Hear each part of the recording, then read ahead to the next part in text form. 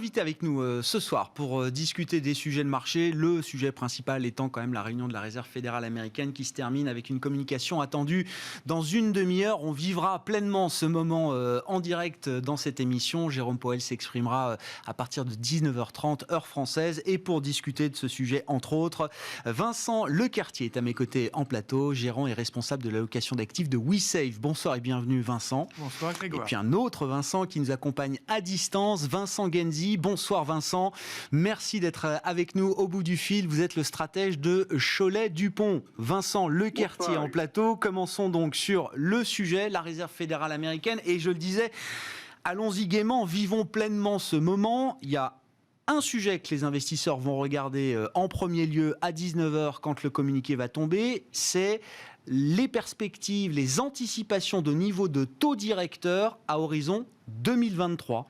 On va voir si la médiane a bougé.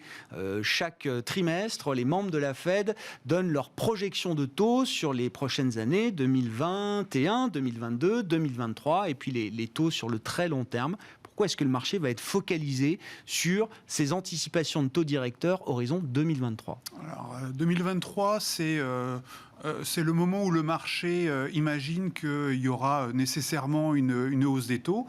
Alors, jusqu'à présent, lors de la dernière réunion de la Fed, vous avez 17 gouverneurs qui se réunissent.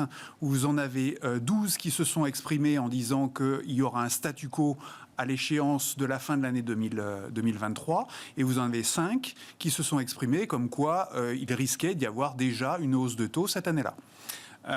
Donc la question est de savoir si les gouverneurs vont, certains d'entre eux en tout cas, vont modifier leur perspective, se disant qu'effectivement la mise en surchauffe de l'économie telle qu'elle est mise en place à l'heure actuelle par l'équipe de Biden, donc avec le plan de soutien, puisqu'on n'en est pas encore à la relance, le plan de soutien de 1900 milliards qui est en train de se mettre en place, que ça va mettre en surchauffe l'économie, très bien pour la croissance, mais par contre, vous avez la contrainte en face de ça de l'inflation, et que du coup, une des missions importantes de la Fed, c'est de surveiller l'inflation. Donc il va peut-être falloir envisager de remonter les taux d'intérêt à l'échéance de 2023, si effectivement la remontée d'inflation se faisait être trop forte.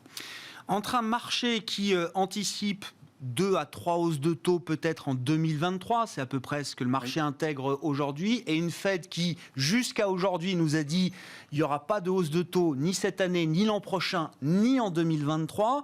Est-ce qu'il y a un juste équilibre à trouver, Vincent ? Le problème, c'est que je pense que la Fed est un petit peu comme les opérateurs de marché.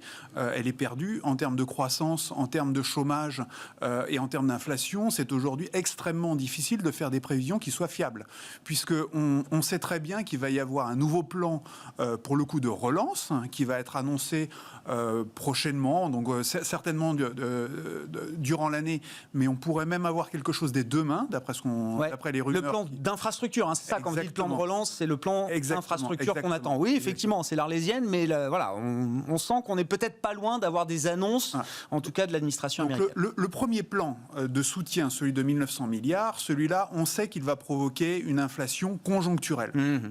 Par contre, le deuxième, dans la mesure où là, vous réformez en profondeur l'économie, il est possible que s'il soit surdimensionné, là, pour le coup, il provoque une inflation structurelle. Auquel cas, il faudrait effectivement que la Fed envisage de réagir. Alors, la Fed, pour le moment, a laissé entendre que dans la mesure où, depuis des années, le niveau de 2% qui est ciblé d'inflation n'était pas atteint, qu'elle pouvait se permettre tranquillement de dépasser ce niveau pendant un certain temps. Le problème, c'est que le marché aimerait bien savoir ce que veut dire le combien au-dessus et combien de temps. Donc c'est la fonction de réaction de la Fed que le marché aimerait bien maîtriser. Et la Fed n'a jamais précisé ces éléments. Non, et c'est ça ce que le marché aimerait bien savoir. Et je pense que du coup, le marché teste la résistance de la Fed pour voir jusqu'où est sa sensibilité. Alors, elle a 3 missions. La première mission, c'est le chômage. Donc là, on est tranquille. Vu ce qui s'est passé, on en a pour au moins 1 an avant d'envisager de retrouver à peu près un chômage plancher. Donc là, on est tranquille. L'inflation, point d'interrogation, là, on ne sait absolument pas.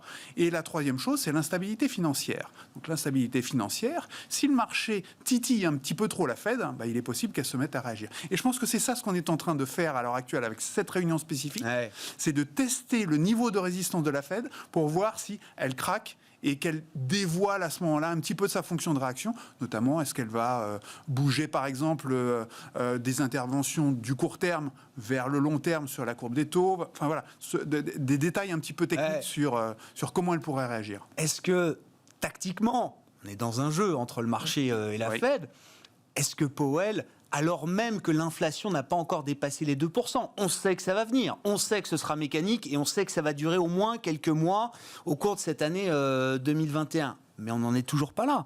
Est-ce que Powell a intérêt à préciser cette ambiguïté volontaire qu'il a maintenue jusqu'à présent ? Je pense qu'il a intérêt à insister sur le fait que l'instabilité financière soit quelque chose qu'il ne supporte pas. Donc on va beaucoup trop vite vers cet objectif de 2% sur les rendements obligataires à 10 ans américains et que 2% sur le rendement obligataire américain, ça voudrait dire grosso modo qu'on rebascule en taux d'intérêt réel positif ou nul, mais plus négatif comme on y est aujourd'hui. Donc là, il y a quelque chose qui se passerait. Par ailleurs, 2%, ça voudrait dire aussi qu'un certain nombre d'investisseurs, assez logiquement, commencent à se réintéresser au marché obligataire. Donc, si vous êtes un investisseur japonais avec des taux d'intérêt à 0, que vous bénéficiez potentiellement de taux d'intérêt à 2% aux États-Unis, avec en plus un différentiel de change qui est en train de s'apprécier, vous y réfléchissez. Donc, de toute façon, il y aura probablement par le marché lui-même, mais déjà oui, une certaine réaction. Les stabilisateurs, ils sont dans le marché. C'est pour ça que la Fed, de mon point de vue, n'a pas forcément intérêt à agir. Elle a intérêt à essayer de faire peur au marché en lui rappelant qu'elle est capable de faire un certain nombre de choses, mais pas forcément d'agir. Bon, le bras de fer intéressant entre le marché et Jérôme Powell. Vincent Genzi, vos commentaires, vos remarques, qu'est-ce que vous attendez de cette communication de Jérôme Powell ? Le communiqué de la Fed va tomber tout à l'heure et puis Jérôme Powell s'exprimera ensuite. À quoi est-ce que vous allez être attentif et qu'est-ce qu'on peut imaginer de la stratégie ou de la tactique de la Réserve fédérale américaine à ce stade ? Non, mais c'est ce que l'on sait déjà a été évoqué. C'est-à-dire que la Fed a dit qu'elle se laisserait cette fois-ci du temps pour réagir et qu'elle attendrait que l'inflation reste durablement au-dessus de son objectif pendant un certain temps avant de commencer à remonter les taux. Moi, je pense qu'aujourd'hui, je ne suis pas sûr que ce soit vraiment le point de départ de la remontée des taux qui préoccupe les marchés, c'est-à-dire 2023, fin 2022 ou 2024. Non, je pense que c'est surtout la position de la Fed et la crainte. Enfin, ce que les marchés aimeraient savoir, c'est si la Fed risque de se laisser emporter par le mouvement ou non. De deux manières. À la fois, si l'inflation était plus forte qu'attendue, est-ce qu'elle céderait et est-ce qu'elle remonterait ses taux précocement alors que ce n'est absolument pas prévu aujourd'hui? Et ça, je pense que là-dessus, Powell peut peut-être l'exprimer un petit peu, mais pas aujourd'hui. Et la deuxième chose, c'est est-ce que, à l'inverse, si les taux du fait des pressions de marché montent trop, est-ce que Powell commence à céder et à donner des indications sur des opérations cuisses, c'est-à-dire éventuellement racheter un petit peu plus d'obligations au moyen terme, long terme, et moins d'obligations court terme. Et de ce point de vue-là, Powell, il a déjà quelque chose à son passif ou à son actif, ça dépend de quel côté on se place. C'est que, je ne sais plus si c'était fin 2019 ou fin 2018, mais à un moment donné, les marchés avaient fait pression pour qu'il allège un petit peu la tension sur le marché, et puis il n'avait rien dit. Ça, je crois, je pense que c'était en 2018, quand on était au moment du choc avec... bien sûr, il y avait un début de cycle de hausse de taux, c'est ça, qui avait été stoppé net sous la pression des marchés. Exactement. Et donc les marchés n'avaient pas été contents de son intervention. 15 jours après, il y avait eu un petit peu de tension financière sur les marchés actions. Et là, Powell avait dit tout de suite, ah mais attendez, vous m'avez mal compris. Moi, je vous ai bien dit que je serais vigilant et que je ferais attention. Le revirement le plus rapide de l'histoire des banques centrales. Ça s'était joué en 15 jours, vous l'avez dit, Vincent. Exactement, en 15 jours. Alors, est-ce qu'on est déjà dans la même situation? Est-ce qu'à 1,70, les taux longs et les taux réels que nous avons, qui sont toujours négatifs, menacent l'économie? Non. Est-ce qu'ils menacent les marchés obligataires? Pas vraiment, c'est une question de rythme. Si on monte par étapes progressives avec des petits retours au calme comme on l'a connu depuis 10 jours, on peut peut-être continuer à grappiller vers le haut sans que les marchés s'inquiètent. Et même au niveau des marchés actions, si la remontée des taux se fait de manière relativement ordonnée et qu'on reste sur des niveaux entre 1,75 et 2, on voit bien qu'il y a suffisamment de vigueur à la fois dans les perspectives économiques aux États-Unis, dans le momentum, dans la rotation sectorielle qui se fait, pour permettre au marché globalement de tenir. Bon. Mais c'est vrai qu'il y a des effets de levier un petit peu partout sur les marchés et qu'on n'est pas à l'abri de débouclements spéculatifs qui feraient un petit peu de tension. Sans compter que, comme vous le disiez tout à l'heure, c'est pas la première fois que les marchés s'amusent à tenter un petit peu, à titiller un peu la Banque centrale pour essayer d'obtenir une réaction. Ça me semble quand même trop tôt aujourd'hui. S'il faut passer par un petit peu d'affolement par les marchés, ça me désolerait, mais ça peut peut-être arriver. Moi, je pense quand même à avoir la réaction des marchés depuis 15 jours, 3 semaines et des commentaires que font tous les stratégistes américains. Ils ont quand même tous tempéré un petit peu en disant halte au feu, les taux peuvent remonter, ça n'a rien de dramatique. Et d'ailleurs, les marchés, même le Nasdaq, il avait commencé à rebondir un petit peu alors que les taux n'avaient pas franchement baissé, ils s'étaient juste stabilisés. Donc, je ne sais pas si on va vraiment arriver à cette phase de tension à l'issue du communiqué de ce soir. Moi, je pensais qu'on n'apprendrait pas grand-chose. Il va peut-être parler un petit peu d'aspect technique de refinancement du marché. On parlait de la stabilité financière et du fonctionnement du marché monétaire et interbancaire. Ça, c'est important, bien sûr. Mais est-ce qu'il va déjà dévoiler aujourd'hui quelque chose alors que les taux sont un peu au-dessus de 1,60 ? Je ne suis pas certain. Quant aux anticipations de taux, les dots à 2023, je ne sais pas si c'est vraiment le souci actuel. Ce sera la petite histoire du jour. C'est pas sûr que ce soit la grande histoire effectivement de cette réunion. Vincent Lecartier, c'est intéressant effectivement de voir comment le marché s'acclimate, s'adapte à l'idée de cette remontée des taux longs. En début d'année, on était autour de 1% sur le 10 ans américain. Tout le monde disait oula, 1,50, au-delà de 1,50, ça va être très difficile, ça va être compliqué. Bon, on a franchi 1,50. Oui, le Nasdaq a reculé pendant 2-3 semaines. On a perdu un peu plus de 10% sur le Nasdaq. Et puis depuis qu'on a franchi ces 1,50, on voit même la semaine dernière le Nasdaq qui a réussi à rebondir quand même sur quelques séances. Et puis maintenant, le seuil de douleur, quand on interroge les gérants, Bank of America le fait tous les mois, quand on leur pose la question de quel est le seuil de douleur pour le marché action, quand on regarde le 10 ans américain, ils disent maintenant c'est 2%. Voilà, c'était il y a 1,50 il y a quelques mois, maintenant on est prêt à accepter 2%. On s'adapte ? Le marché action s'adapte ? Oui, facilement. Non, le 1,50, je pense qu'en fait, et moi je faisais partie de ceux qui pensaient que c'était effectivement la cible. Le 1,50, pour moi, le pendant de cette hypothèse, c'était de dire que le 1900 milliards ne serait jamais signé et qu'on aurait une enveloppe beaucoup plus faible. Ce qui voulait dire que déjà, la dose de surchauffe économique qu'on pouvait attendre ne justifiait pas de monter au-delà d'un 50. La deuxième chose, c'est que le calendrier d'arrivée du deuxième plan, c'était du plan infrastructure, me paraissait là aussi un petit peu plus éloigné que ce que ça semble être.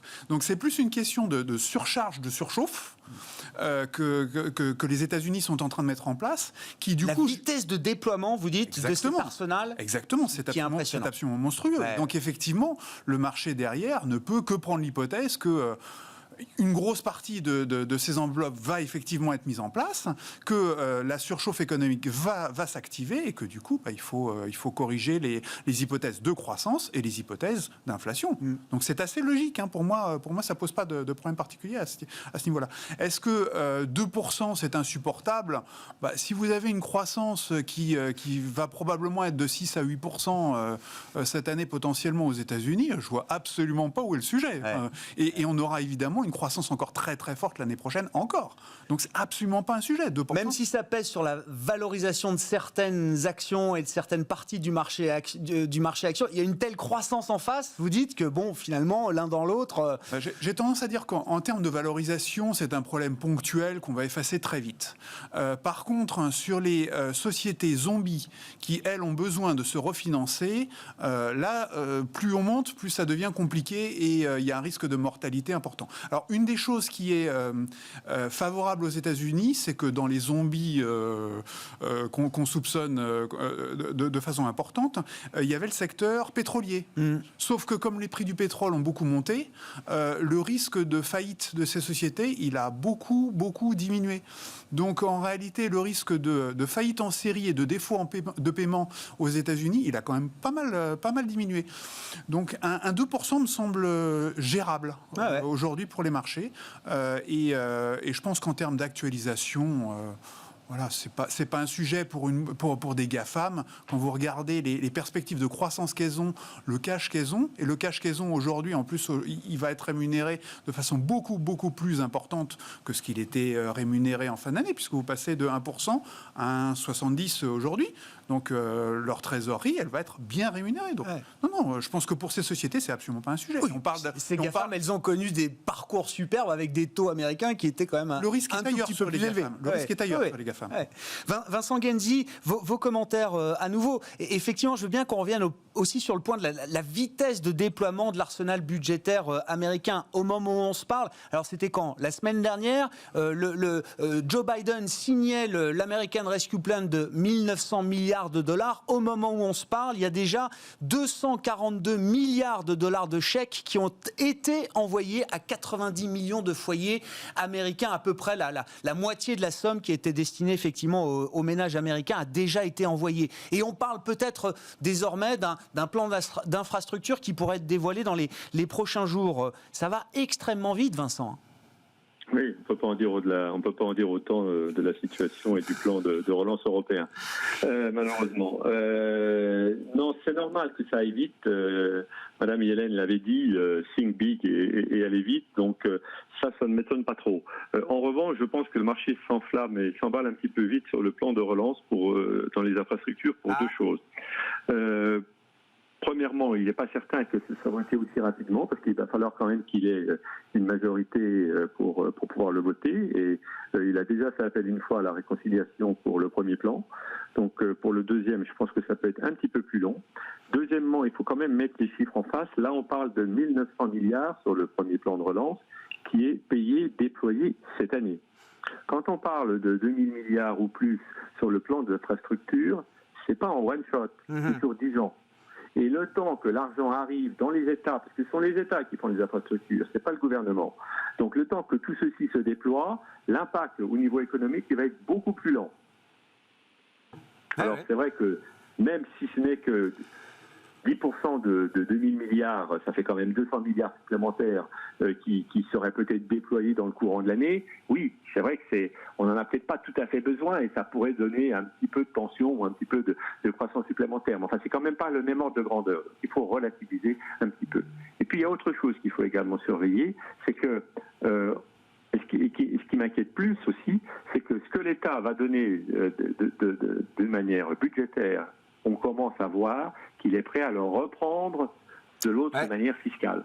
On pensait que la pression fiscale n'était pas du tout à craindre pour 2022, en tout cas pas du tout pour 2021 et éventuellement pour 2022, et on voit bien que là, au-delà d'un relèvement du taux d'ISF qui serait, enfin d'IS, d'impôt sur les sociétés qui serait remonté à 28%, ce qui était indiqué dans les projets de campagne de Biden, on commence aussi à reparler d'une taxation plus importante des revenus, pour les revenus, d'une taxation plus importante des plus-values boursières, et ça a beaucoup d'impact qu'on ne mesure pas encore. Parce que si vous avez un impact de relance budgétaire qui, sur le plan économique, relance la machine, relance l'emploi, relance les résultats, les chiffres d'affaires des entreprises, de l'autre côté, vous pouvez aussi avoir une relance de la fiscalité qui va complètement compenser ces effets.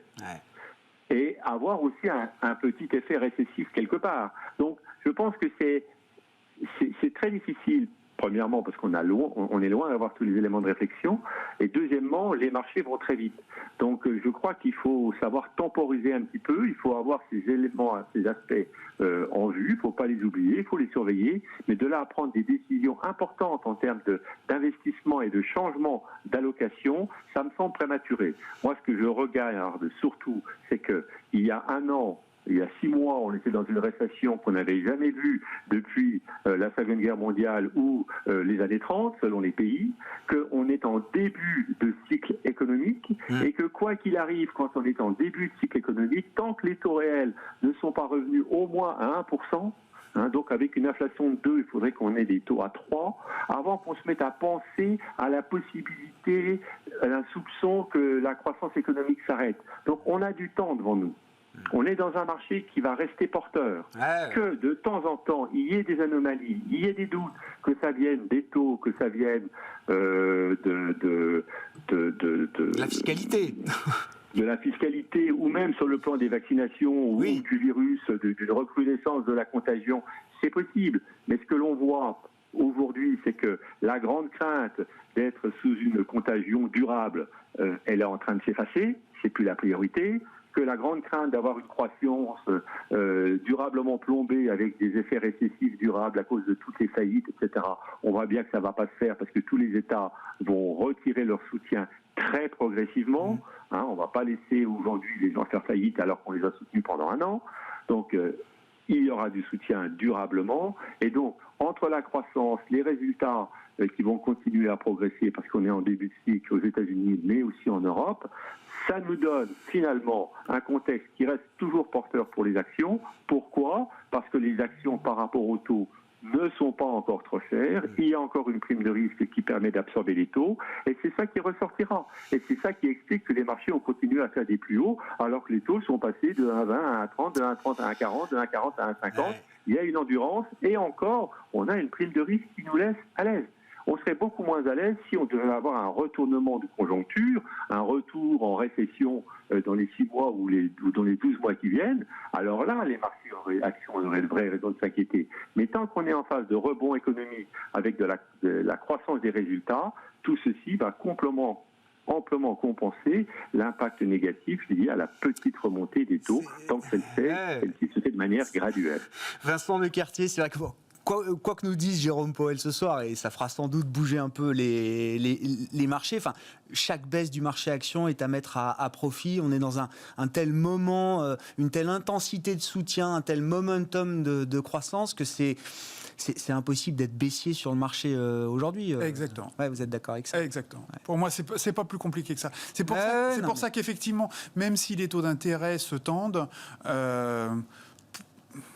j'irai pas jusqu'à dire qu'il faut se précipiter sur les valeurs qui sont en train de tomber un petit peu à cause de ça. Donc en clair, le Nasdaq, la plupart des gens en ont déjà en portefeuille, donc il n'y a pas forcément de raison d'en accumuler de façon agressive immédiatement. Moi, si je devais me fixer un horizon, ça serait plutôt à cet été pour revenir sur ce type de valeurs, parce que on aura probablement connu avant ça le pic d'inflation par effet de base d'une année sur l'autre. Donc je pense que les marchés obligataires devraient se calmer à cet horizon et que du coup, l'intérêt de se reporter de nouveau assez agressivement sur les valeurs de croissance aurait un sens à cet horizon. C'est au moment du pic d'inflation, quand on sera au sommet, vendez la nouvelle, au sommet de la bosse d'inflation. Ou achetez la nouvelle. Oui, achetez-la. Oui. Et en plus, ça fera presque 9 mois que vous aurez eu l'occasion de tourner, de rééquilibrer vos pauses, puisque l'annonce du vaccin, c'était en novembre. On a eu le temps de rééquilibrer les portefeuilles à ce moment-là. Donc, près de 9 mois de rééquilibrage de portefeuille avec du cash qui rentre, donc qui va directement sur les valeurs cycliques et value. À l'horizon de l'été, moi je verrais bien de nouveau une phase où les taux s'apaisent et du coup il faut se repositionner sur les marchés et là sur l'intégralité du marché, y compris les valeurs de croissance. Mais en attendant ce moment, vous dites, c'est quand même la partie cyclique qu'il faut continuer de privilégier stratégiquement, pour quelques mois en tout cas. Si je fais du pointillisme, il peut y avoir une phase encore intermédiaire d'ici là, c'est la phase de publication des résultats trimestriels, qui fait que les entreprises décotées et cycliques, qu'on vient d'acheter de façon très agressive et qui viennent d'avoir des parcours spectaculaires, vont être confrontées à leurs résultats, à la réalité, qui sont très mauvais. Ça sera pas une surprise, et à leur perspective. Et leur perspective, il va falloir rassurer le marché.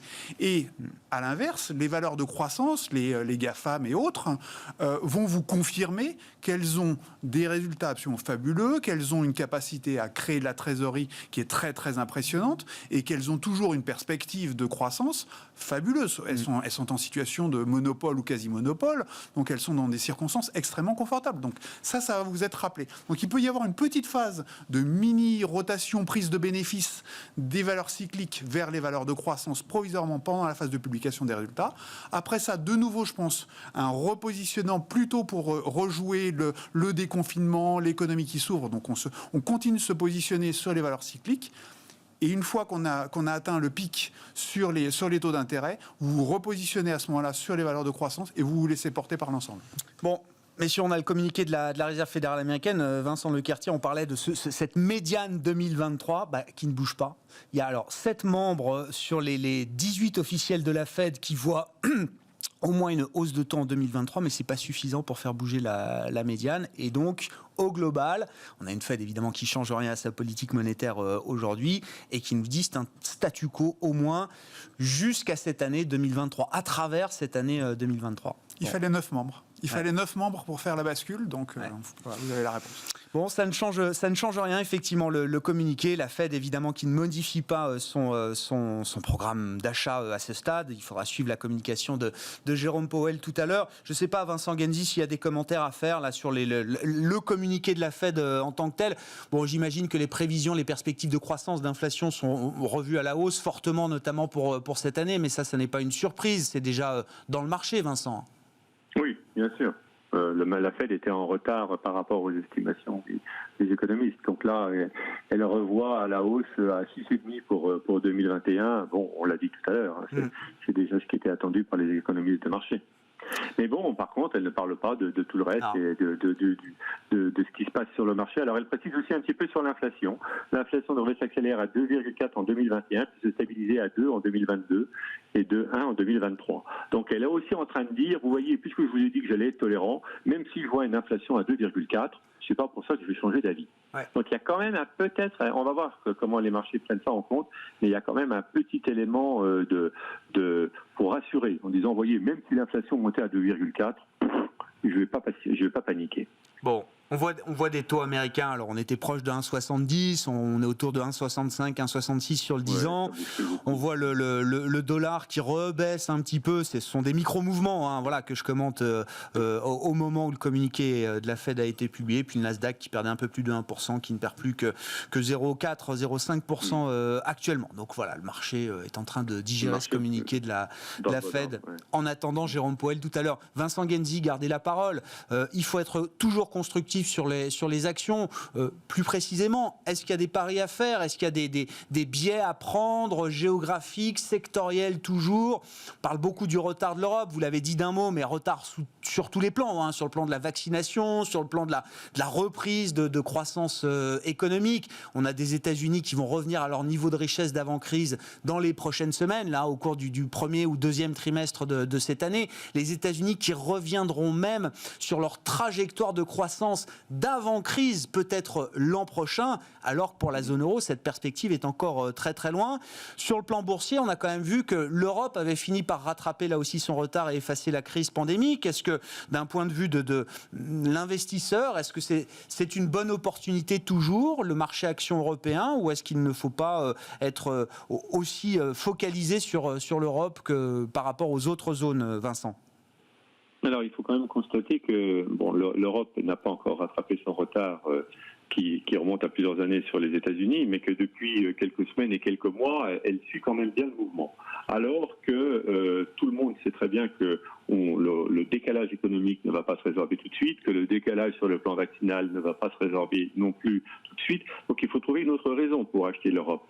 La raison pour laquelle on achète l'Europe, c'est une question de composition de marché et de valorisation. Vous savez qu'en Europe, le poids de tout ce qui est titre cyclique ou value est beaucoup plus important qu'aux États-Unis, compte tenu de l'absence de ces grands GAFAM qui représentent 25, 30 ou 40% de certains indices américains. Donc on a une sensibilité en Europe qui est beaucoup plus importante sur la croissance mondiale sur lequel on n'a pas de doute, parce que la croissance émergente, elle sera là, et la croissance américaine, elle sera là. Donc, si on joue les actions européennes, c'est pour jouer la sensibilité à la croissance mondiale. Premièrement. Et deuxièmement, c'est aussi pour jouer la sensibilité à la remontée des taux. Vous avez le poids des banques et des financières en Europe qui est également, et en zone euro, qui est également beaucoup plus important.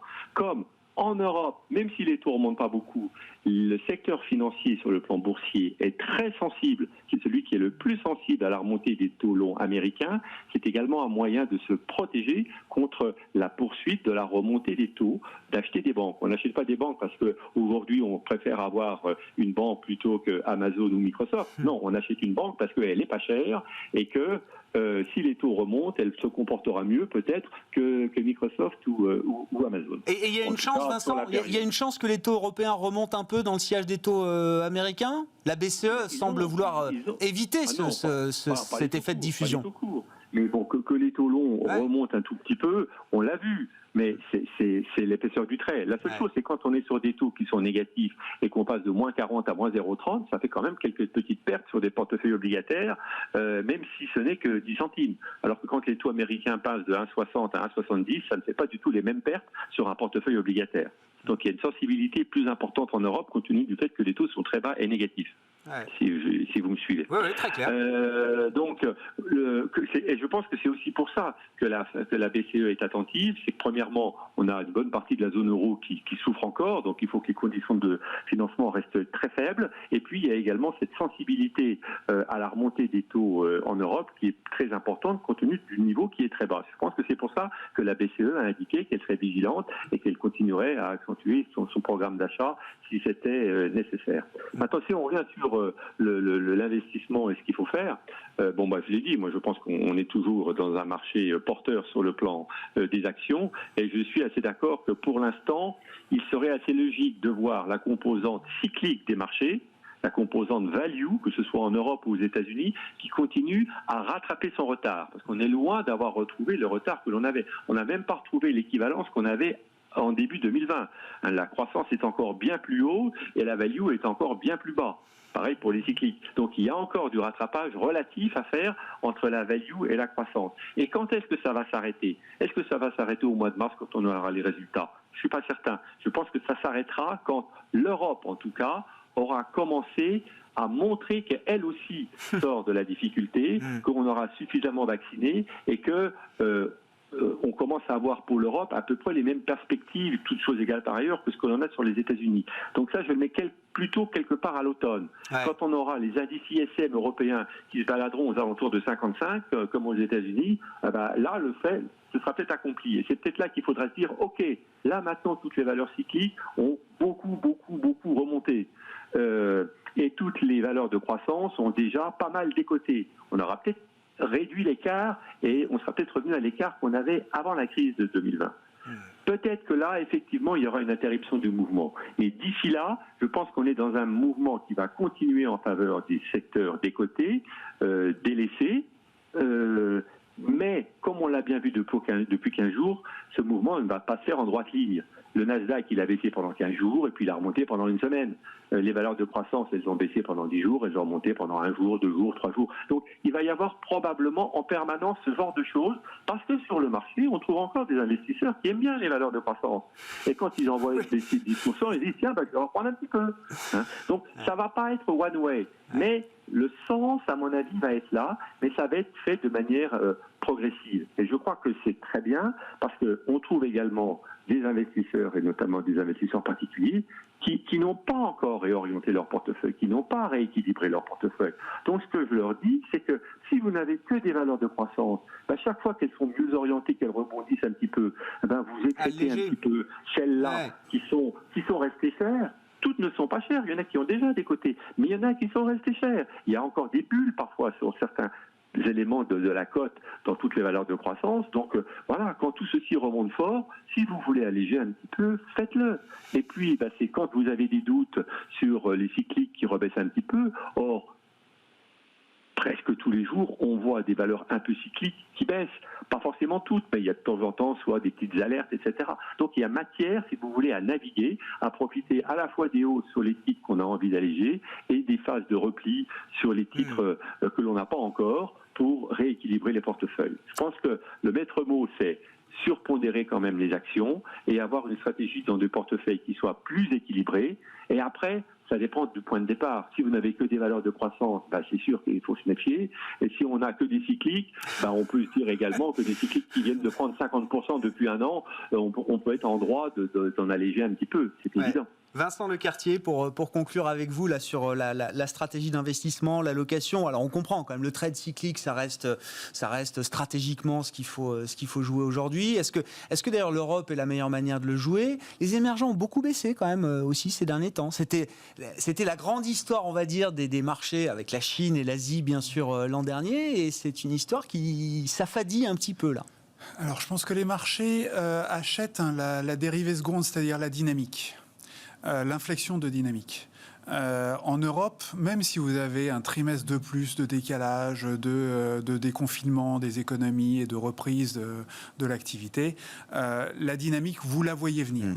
Aux États-Unis, vous ne pouvez pas la rater, c'est un éléphant. On est dedans. Voilà. Ouais. En Asie, par contre, si je caricature les émergents comme étant l'Asie, puisqu'en fait, quand les gens parlent d'émergents, ils regardent surtout ça, et le reste, l'Afrique, l'Amérique latine, pour le moment, ils le délaissent parce que les fondamentaux sanitaires, endettement, devises, enfin, c'est très très compliqué. De toute façon, si on prend Chine, Corée du Sud et Taïwan, on a déjà une bonne partie. 70% des émergents sont représentés uniquement avec l'Asie du Sud-Est. Voilà, donc le problème est résolu. Donc si je regarde la Chine a relativement peu baissé en termes d'activité l'année dernière, puisqu'elle a même réussi à afficher une croissance positive. Globalement, la zone s'en est plutôt bien sortie, ce qui veut dire que le delta de croissance que vous allez avoir cette année, il sera modéré. Je vais même un cran au-delà.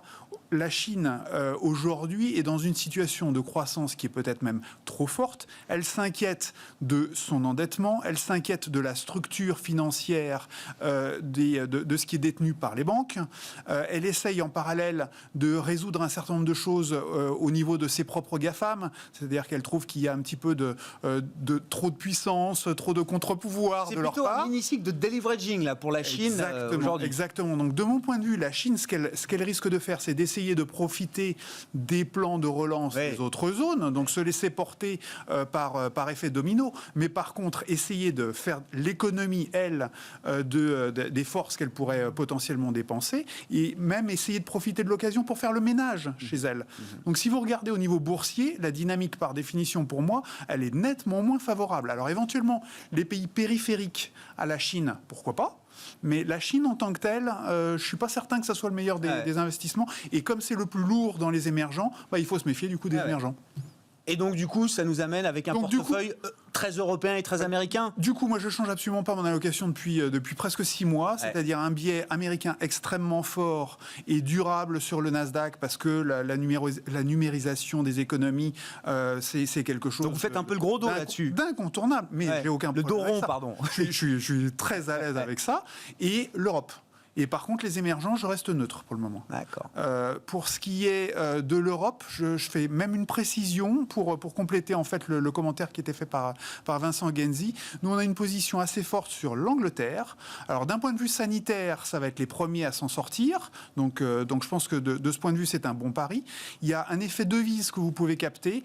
Et pour rejoindre donc le commentaire de Vincent Genzi, vous avez en plus un intérêt important sur les bancaires, mais aussi sur les matières premières. Et les matières premières, c'est une manière de se protéger contre l'inflation. Et en Europe, globalement, vous avez beaucoup de présence des matières premières pétrolières, métaux et autres. Donc, c'est un point très intéressant dans les allocations. Le marché boursier britannique qui pourrait être la star de cette année 2021 en Europe. J'en serais pas surpris. Post-Brexit. J'en serais pas surpris. Ah, ce serait une sacrée leçon. Exactement. Merci beaucoup, messieurs. Merci à vous deux. Vincent Lequertier, responsable de l'allocation d'actifs de WeSave, qui est à mes côtés en plateau. Merci beaucoup, Vincent Genzi, de nous avoir accompagnés par téléphone pendant cette discussion de marché, stratège de Cholet-Dupont, avec, je le rappelle, une décision de la Fed qui maintient un statu quo, évidemment, sur sa politique monétaire actuelle et qui ne montre pas de volonté de hausse de taux à horizon 2023. Là aussi, c'est une forme de statu quo de ce point de vue-là, alors que le marché lui anticipe jusqu'à présent quelques hausses de taux à partir de l'année 2023. Le processus de réconciliation entre la Fed et les marchés, donc, va continuer dans les prochaines semaines, les prochains mois et les prochains trimestres. Voilà pour cette discussion de marché, Planète Marché. Et dans un instant, le quart d'heure thématique, on parle biodiversité.